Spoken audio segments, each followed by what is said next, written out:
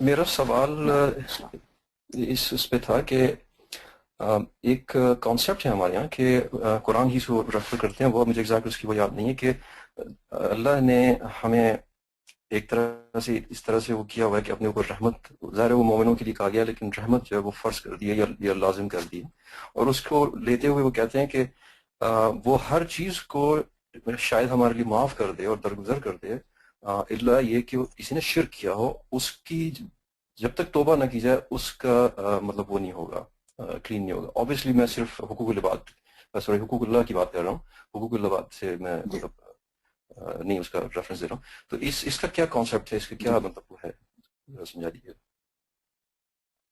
ہاں، اصل میں ہم بات آپ نے جن الفاظ میں کہی وہ بالکل ٹھیک ہے، لیکن اس کا جو ہمارے ہاں عام تصور ہے وہ یہ ہے کہ اللہ تعالیٰ معاف کر دے گا باقی ساری برائیاں سوائے شرک کے۔ ایسا نہیں ہے۔ جملہ صحیح یہ ہے کہ اللہ تعالیٰ معاف کر سکتا ہے، یعنی اگر وہ معاف کرنے کے قابل ہوں۔ مثال کے طور پر ایک آدمی ساری زندگی مسجد میں نہیں گیا، ایک رکعت نماز بھی نہیں پڑھی، تو کیا یہ واقعی معاف ہو جائے گا؟ یہ ایک سوال ہے۔ کیوں؟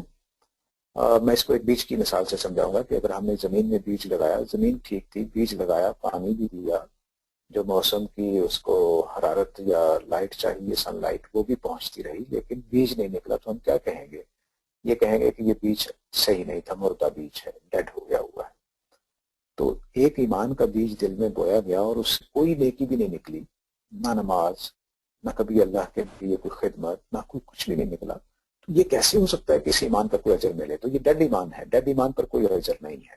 تو یہ بھی صرف اتنی بات نہیں ہے کہ شرک نہیں کیا، یہ بھی کہ اس کی برائیاں اور نیکیاں ساتھ ساتھ چلتی رہیں، یعنی اس نے برائیاں کی، توبہ کرتا رہا، نیکیاں بھی کچھ کرتا رہا، تو اس صورت میں اللہ تعالیٰ معاف کرے گا۔ ایسا نہیں ہے کہ بالکل کچھ بھی نہیں تھا اس کے پلے، ایمان نے کوئی اثر ظاہر ہی نہیں کیا، یہاں تک بھی ایمان کا اثر ظاہر نہیں ہوا کہ اس کی آنکھوں میں تھوڑا حیا ہی آ جائے، کوئی خاتون اس کی نگاہوں سے بچی ہوئی نہیں تھی، کوئی نماز اس کے پڑھ کر نہیں دکھائی، کوئی نیکی کے لیے 1 روپیہ جیب سے نہیں نکلا، لیکن لوگوں کے ساتھ حسن سلوک تھا، ماں باپ کے ساتھ بڑا ادب اداب سے رہتا تھا، کسی کے پیسے نہیں مارے، کچھ نہیں کیا، لیکن دوسری طرف نیکی بھی کوئی نہیں کی، تو ایسے آدمی کے بارے میں جو ہے ڈر لگتا ہے۔ میں یہ نہیں کہتا کہ مایوسی پیدا کروں، لیکن اتنی بات ہے کہ جملہ صحیح ہے کہ اللہ معاف کر سکتا ہے، یہ نہیں کہ کر دے گا۔ اس میں بڑا فرق پڑ جاتا ہے۔ کر دے گا میں تو پھر کھلی چھوٹ مل جاتی ہے، پھر نماز روزے کیا کرنے کی، وہ تو بس شرک نہ کرو، باقی کوئی مسئلہ نہیں، ایسا نہیں ہے۔ تو دین کا یہ تصور خراب ہو جاتا ہے۔ میری بات مکمل ہوئی۔